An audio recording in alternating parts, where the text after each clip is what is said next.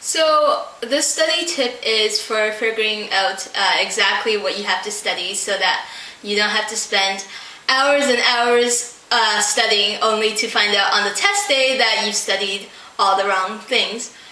So the first thing to ask is obviously ask your teacher what the test is exactly going to be on. And what I mean by that is make sure that your teachers say specifically, okay, the test is going to be on chapter 1, 2, 3, 4. And in chapter 1, these are the areas that you need to know.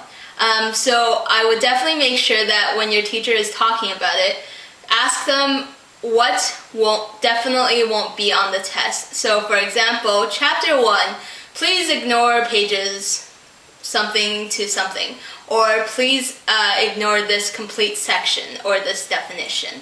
And the reason for that is maybe you weren't paying attention in class or your teacher didn't really go over it, so that when you're studying and you're trying to make sense of it, only to realize later that you wasted time studying something that wasn't even going to be on the test anyways.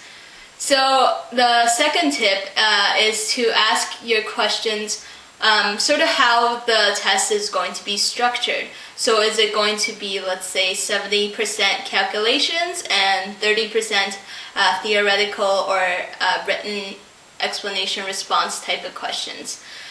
So the reason for that is when you go and study, this way you'll know, oh, okay, so let's say it's based on, the test is going to have 70% of it with calculation stuff. Well, then when you study, you would concentrate hopefully about around 70% of your time on doing all the calculation problems and making sure that you are showing the work, know what your teachers want exactly, and so that you'll get the correct answers.